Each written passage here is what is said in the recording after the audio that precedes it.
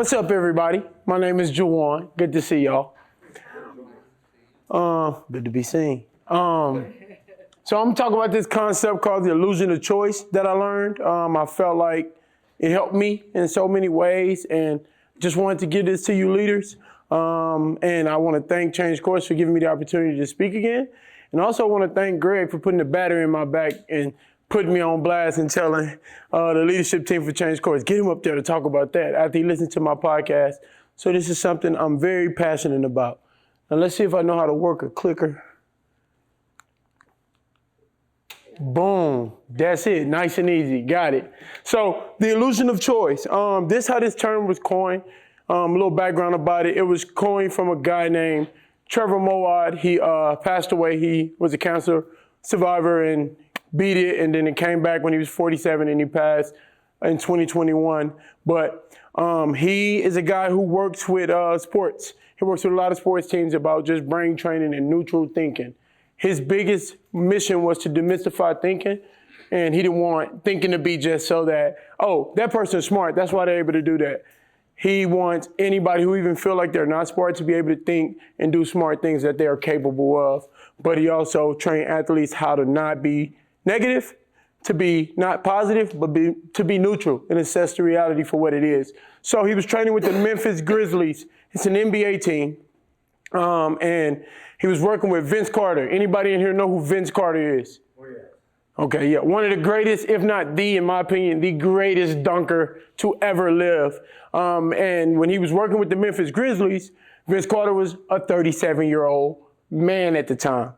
So, and he was also working with the Crimson Tide at the same time. And anybody who don't know, Alabama football team, they've won 4 titles in the last 10 years, 5 of the last 11. Really stellar program. He's been working with them since 2008.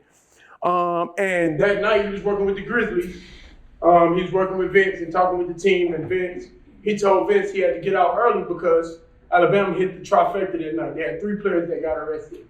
And he was like, that's like our goal for the year at Alabama is only have 3 players get in trouble because people make mistakes.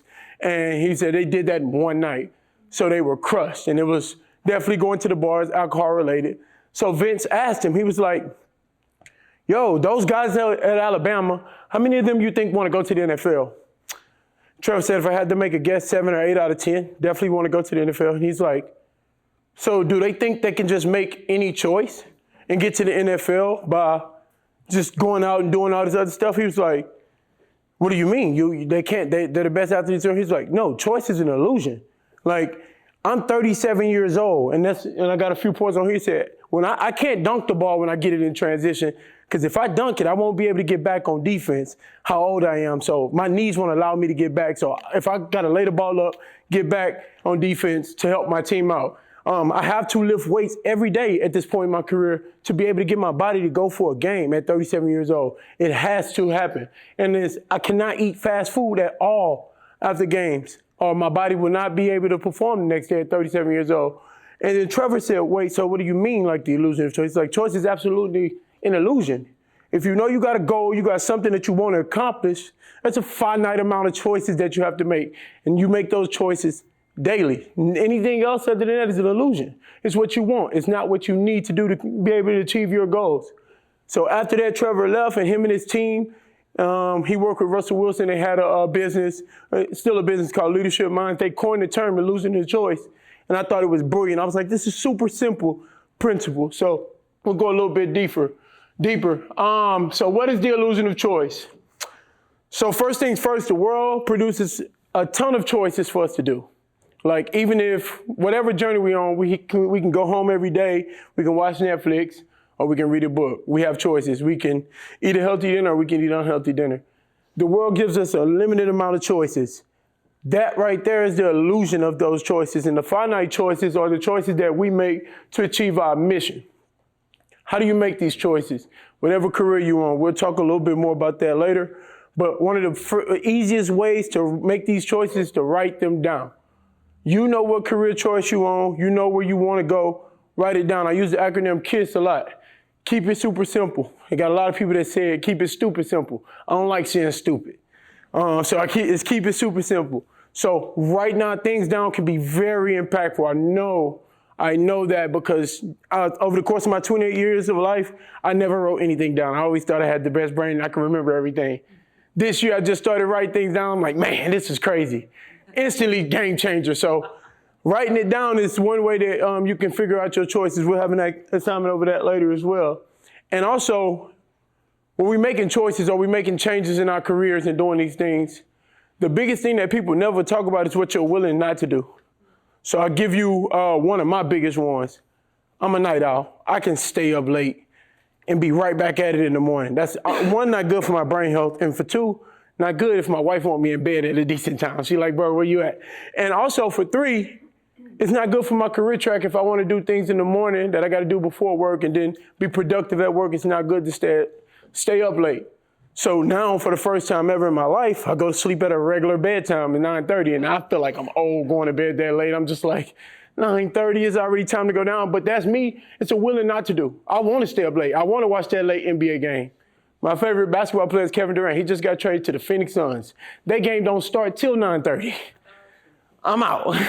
I'm out. I can't watch his games anymore. Well, most of them. If they play on the road or in New York, I get lucky. But it's just what you're willing not to do to achieve what you're trying to accomplish. It's super important too, so I didn't want to miss that step. So I want to tell a quick story about this guy named Franklin.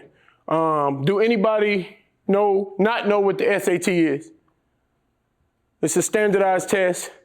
Oh, yeah, it's a standardized test that you're supposed to take in high school. Some people who are not very smart, like myself, we take it in college to pass it and pass it in college to play sports. So it's a standardized test to just judge where you're at on the spectrum of math and reading. And if you want to be a professional athlete or if you want to go to college or to a good college, you have to get a decent SAT score. So this guy named Franklin, he was a bad kid, not a good kid. He ran with the wrong crowds. He abused drugs and stuff like that. But he promised his mom he would take the SAT. Promised he would take the SAT, and he took it. And this guy got a 1480 on the SAT. Oh talking about a guy that's failed it. And if you don't know what that means, it's judged out of 1,600 points. Yeah. I failed it in high school. I passed it at Roosevelt High School when I went to college in Grandview. I got a 1010. That was stellar. Like, yes, a 1010. I did it. This guy got a 1480. So first thing, of course, his mom asked him, Frank, did you cheat?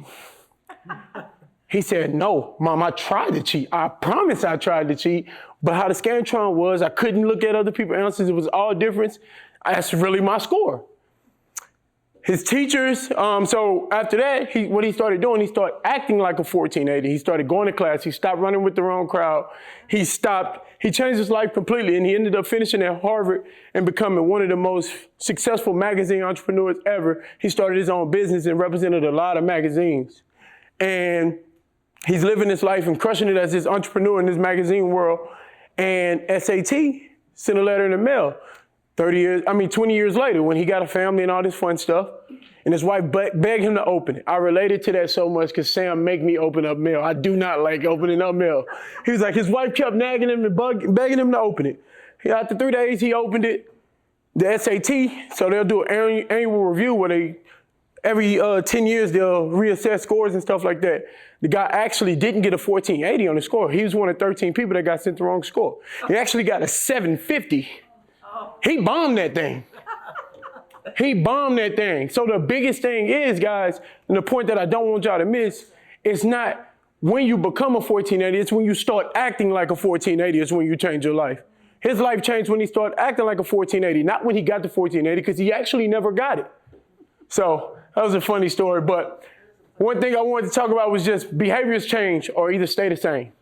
So when this guy got this test score, his behaviors absolutely changed overnight. Nothing else changed, just his behaviors.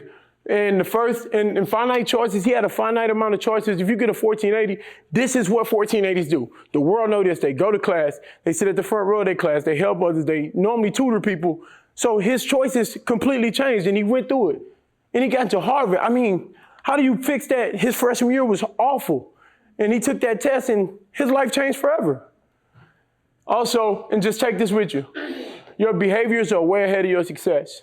You may be doing the right things right now. You may be crushing it right now in y'all process, but y'all not seeing the results. It's okay. Your behaviors always go before your success.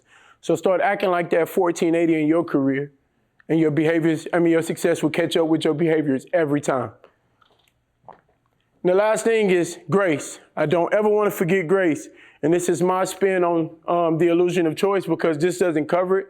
I think grace puts it in totality, because you're going to make the wrong decision some days. I'm going to stay up to watch that Kevin Durant basketball game and miss my morning workout the next day. It's going to happen. It's going to happen. But give yourself grace. Create rules in your head. One rule I got in my head is don't miss twice in a row. So if I stay up late tonight, tomorrow morning I'm going to bed at least 15 minutes early or right on time. I'm not missing 2 times in a row. So do not forget to show grace. That was it. That's all I had. Thank y'all. This clicker's nice. I got to get one of these.